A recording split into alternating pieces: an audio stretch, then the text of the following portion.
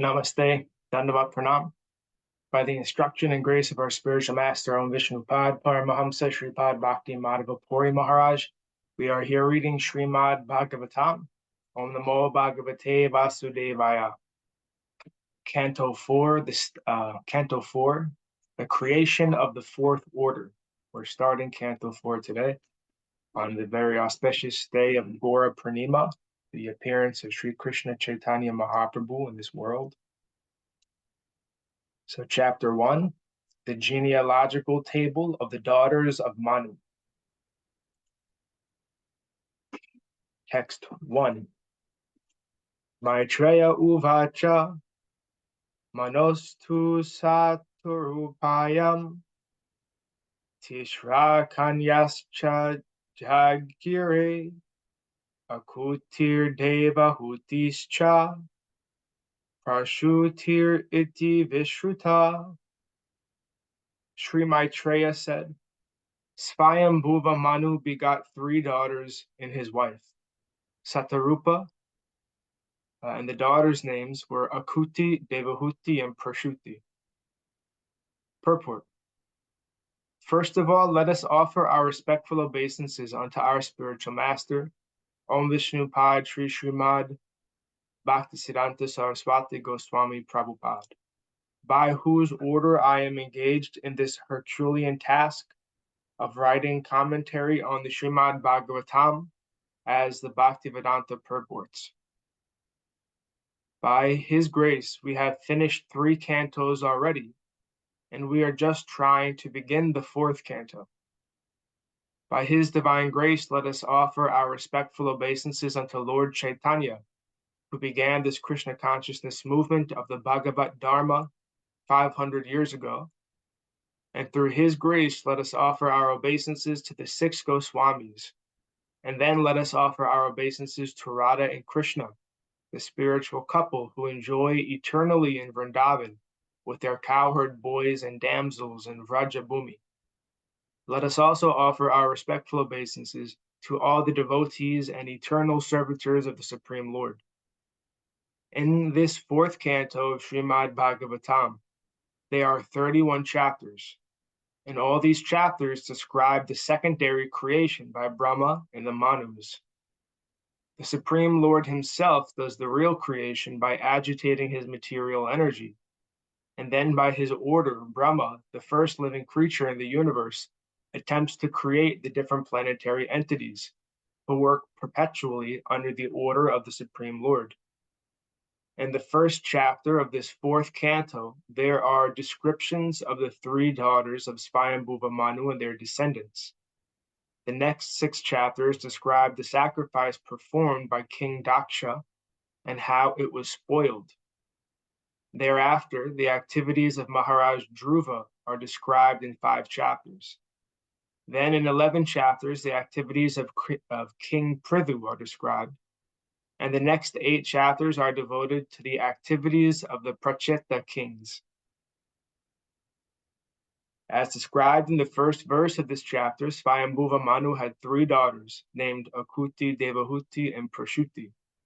Of these 3 daughters, 1 daughter, Devahuti, has already been described, along with her husband, Karnama Muni, and her son, Kapila Muni. In this chapter, the descendants of the 1st daughter, Akuti, will be specifically described. Svayambhuva Manu was the son of Brahma. Brahma had many other sons, but Manu's name is specifically mentioned first because he was a great devotee of the Lord. In this verse, there is also the word cha, indicating that besides the 3 daughters mentioned, Svayambhuva Manu also had 2 sons.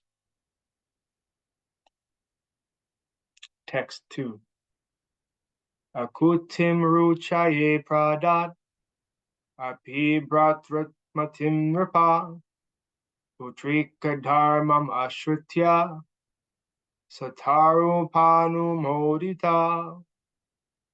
Akuti had 2 brothers, but in spite of her brothers, King Svayambhuva Manu handed her over to Prajapati Ruchi, on the condition that the son born of her be returned to Manu as his son, This he did in consultation with his wife, Satarupa. Purport. Sometimes a sonless person offers his daughter to a husband on the condition that his grandson be returned to him to be adopted as his son and inherit his property. This is called putrika dharma, which means that by execution of religious rituals, one gets a son, although one is sonless by one's own wife. But here, we see extraordinary behavior in Manu, for in spite of his having two sons, he handed over his first daughter to Prajapati Ruchi on the condition that the son born of his daughter be returned to him as his son. Srila Vishwanath Chakravarti Thakur comments in this connection that King Manu knew that the Supreme Personality of Godhead would take birth in the womb of Akuti. Therefore, in spite of having two sons, he wanted the particular son born of Akuti, because he was ambitious to have the Supreme Personality of Godhead appear as his son and grandson. Manu is the lawgiver of mankind, and since he personally executed the Putrika Dharma, we may accept that such a system may be adopted by mankind also. Thus, even though one has a son, if one wants to have a particular son from one's daughter, one may give one's daughter in charity on that condition. That is the opinion of Srila Jiva Goswami. Text 3. Prajapati sa Bhagavan ruchistasyam ajijayat mitunam brahma varshasvi paramena samadhina. Ruchi, who was very powerful in his Brahminical qualifications and was appointed one of the progenitors of the living entities, begot one son and one daughter by his wife Akuti.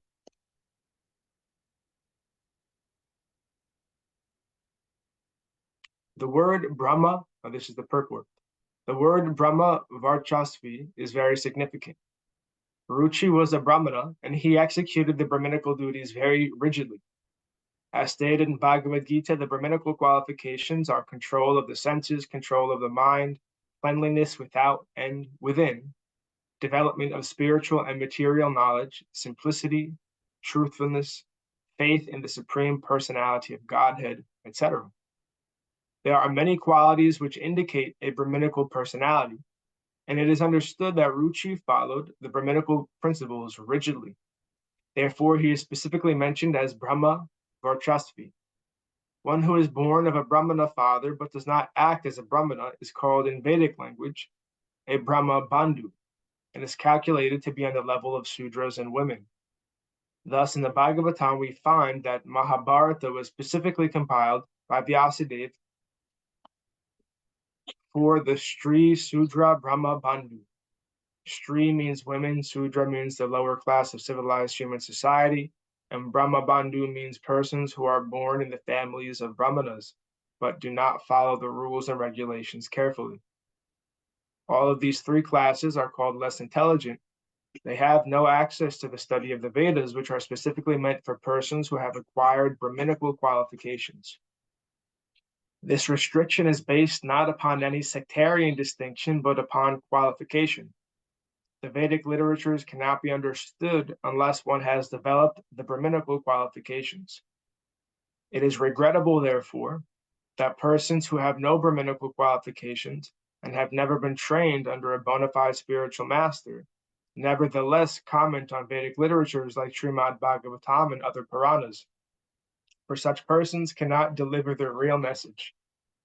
Ruchi was considered a first-class Brahmana, therefore he is mentioned here as Brahma Varchasvi, one who had full prowess in Brahminical strength. Text 4. Yastayo Purusha Sakshad Vishnur Yagya Swarupadrik Yastrisa Dakshina Bhuter Amsa Bhutana Payini. Of the two children born of Akuti, the male child was directly an incarnation of the Supreme Personality of Godhead. His name was Yagya, which is another name of Lord Vishnu. The female child was a partial incarnation of Lakshmi, the goddess of fortune, the eternal consort of Lord Vishnu. Purport. Lakshmi, the goddess of fortune, is the eternal consort of Lord Vishnu. Here it is stated that both the Lord and Lakshmi, who are eternal consorts, appeared from Akuti simultaneously. Both the Lord and his consort are beyond this material creation, and as confirmed by many authorities, Narayana Paro Vyaktat. Therefore, their eternal relationship cannot be changed, and Yagya and the boy born of Arkuti later married the goddess of fortune. Text 5. Aninye svagraham putya putram vitata rochisam svayambhuvo mudayukto ruchir jagraha dakshinam. Swayambhuva Manu very gladly brought home the beautiful boy named Yagya, and Ruchi, his son-in-law, kept with him the daughter, Dakshina. Purport. Swayambhuva Manu was very glad to see his daughter Akuti had given birth to a boy and a girl. He was afraid that he would take one son and that because of this, his own son-in-law Ruchi might be sorry. Then when he heard that a daughter was born along with the boy, he was very glad. Ruchi, according to his promise, returned his male child to Swayambhuva Manu and decided to keep the daughter whose name was Dakshina. One of Lord Vishnu's names is Yagya because he is the master of the Vedas. The name Yagya comes from Yagyusham Pati, which means the Lord of all sacrifices. In the Yajurveda, there are different ritualistic prescriptions for performing yagyas, and the beneficiary of all such yagyas is the Supreme Lord, Vishnu. Therefore, it is stated in Bhagavad Gita 3.9, Yagyartat karmanaha. One should act, but one should perform one's prescribed duties only for the sake of Yagya or Vishnu. If one does not act for the satisfaction of the Supreme Personality of Godhead, or if one does not perform devotional service, then there will be reactions to all one's activities. It does not matter if the reaction is good or bad. If our activities are not dovetailed with the desire of the Supreme Lord, or if we do not act in Krishna consciousness, then we shall be responsible for the results of all our activities.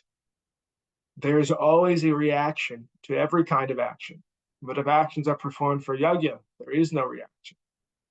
Thus, if one acts for yagya or the Supreme Personality of Godhead, one is not entangled in the material condition, for it is mentioned in the Vedas and also in Bhagavad Gita that the Vedas and the Vedic rituals are all meant for understanding the Supreme Personality of Godhead, Krishna.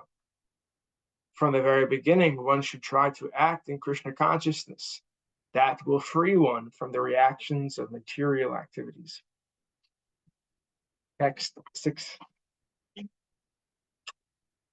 Tam kamayanam bhagavan uvaha yaju sampati tustayam tosham apano janayadvada satmajan. The Lord of the ritualistic performance of yagya later married Dakshina, who was anxious to have the personality of Godhead as her husband. And in this wife, the Lord was also very much pleased to beget 12 children. An ideal husband and wife are generally called Lakshmi Narayan, to compare them to the Lord of the goddess of fortune, the Lord and the goddess of fortune. For it is significant that Lakshmi Narayan are forever happy as husband and wife. A wife should always remain satisfied with her husband, and a husband should always remain satisfied with his wife. In the Chanakya Shloka, the moral instructions of Chanakya Pandit, it is said that if a husband and wife are always satisfied with one another, then the goddess of fortune automatically comes. In other words, where there is no disagreement between husband and wife, all material opulence is present, and good children are born. And generally, according to Vedic civilization, the wife is trained to be satisfied in all conditions, and the husband, according to Vedic instruction, is required to please the wife with sufficient food, ornaments, and clothing. Then, if they are satisfied with their mutual dealings, good children are born. In this way, the entire world can become peaceful. But unfortunately, in this age of Kali, there are no ideal husbands and wives. Therefore, unwanted children are produced, and there is no peace and prosperity in the present-day world. Text 7. Tosa pratosha santosho, badra shantir idaspati, idma kavir vibhusvana, sudeva rocha nodvisat. The 12 boys born of Yagya and Dakshina were named Tosa, Pratosha, Santosha, Bhadra, Shanti, Idaspati, Idma, Kavi, Vibhu, Svana, Sudeva, and Rochana. Text 8. Tushithanamati Deva, Asansvayam Bhuvantare, Marichi Mishra Rishayo, Yagyasura Ganeshvara. During the time of Swayambhuva Manu, these sons all became the demigods, collectively named the Tushitas. Marichi became the head of the 7 rishis, and Yagya became the king of the demigods, Indra. Purport. During the life of Swayambhuva Manu, 6 kinds of living entities were generated from the demigods, known as the Tushitas, from the sages headed by Marichi, and from the descendants of Yagya, king of the demigods, and all of them expanded their progeny to observe the order of the Lord to fill the universe with living entities. These 6 kinds of living entities are known as Manus, Devas, Manuputras, Amsavataras, Sureshvaras, and Rishis. Yagya, being the incarnation of the Supreme Personality of Godhead, became the leader of the demigods, Indra. Text 9.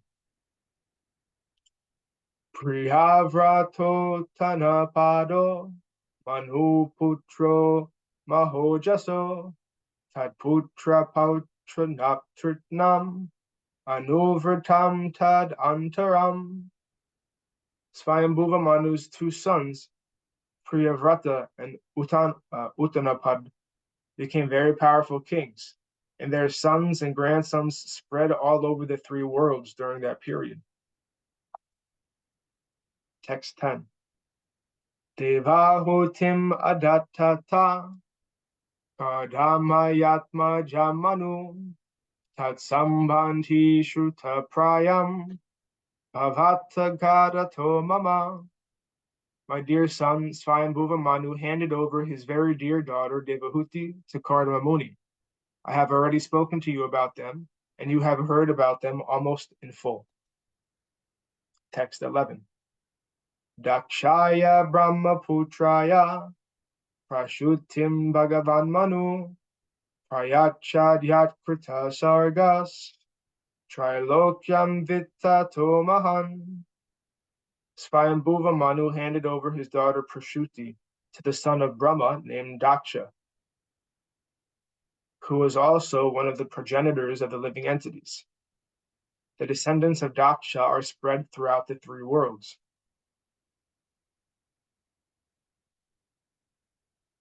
Text 12. Yakardama Sutta Prokta, Navabra Marshi Patnaya, Tasam Prashuti Prashavam, Prochamanam Nibodhame. You have already been informed about the 9 daughters of Kardama Muni who were handed over to 9 different sages. I shall now describe the descendants of those 9 daughters. Please hear from me. Purport. The 3rd canto has already described how Kardama Muni begot 9 daughters in Devahuti, and how all the daughters were later handed over to great sages like Marichi, Atri, and Vashishta. Text 13. Patni Mariches Tukala, Sushusuve Kardhamatmaja, Kasyapam Purnimanam Cha, Yayor Apuritam Jagat. Kardama Muni's daughter Kala, who was married to Marichi, gave birth to 2 children, whose names were Kasyapa and Purnima. Their descendants are spread all over the world. Text 14.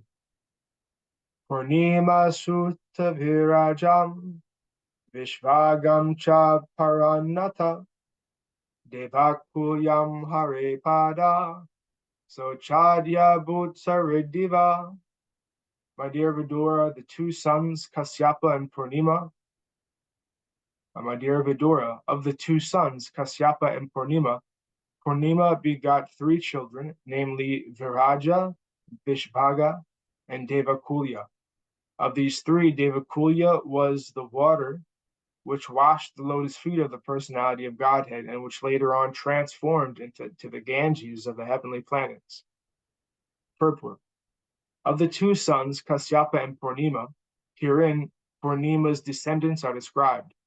An elaborate description of these descendants will be given in the 6th canto. It is also understood herein that Devakulya is the presiding deity of the river Ganges, which comes down from the heavenly planets to this planet and is accepted to be sanctified because it touches the lotus feet of the Supreme Personality of Godhead, Hare.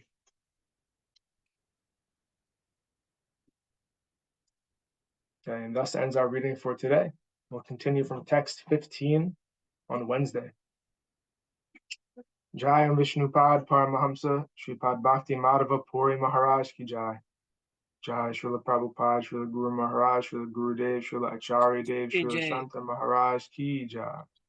Jai Rupanuga Guru Varga Ki Jai. All glories to the assembled devotees, all glories to the worldwide devotees, Sama Bhakti Vedanta Ki Jai. Jai Navadvip Dham Ki Jai, Nishangapali Dham Ki Jai, Mayapur Dham Ki Jai. Jagannath Puri Dham Ki Jai, Jagannath Baladev Subhadra Ju Ki Jai. Ganga Mai, Yamuna Mai Ki Jai, Vrindavan Dham Ki Jai, Giri Govardhan Gupta Govardhan Dham Ki Jai, Sham Kund Radha Ki Jai. Tulsi Devi Bhakti Devi, Vrinda Devi Ki Jai, Jai Hari Nam Sankirtan Yagya Ki Jai, Scientific Sankirtan Yagya Ki Jai. Princeton Bhaktivedanta Institute Ki Jai, Sri Chaitanya Saraswati Institute Ki Jai, Sri Chaitanya Saraswati Mat Ki Jai. Srimad Bhagavatam Ki Jai, Shri Gaur Purnima Mahamahotsav Ki Jai, Nitai Gaur Premanandi Hari Hari Hari Bol, Umadevi Dasi Ki Jai. Jai Gurudev. Sripad Krishna Keshav Prabhu Ji Ki Jai. Dandavat Pranam. Dandavat Pranam Dini.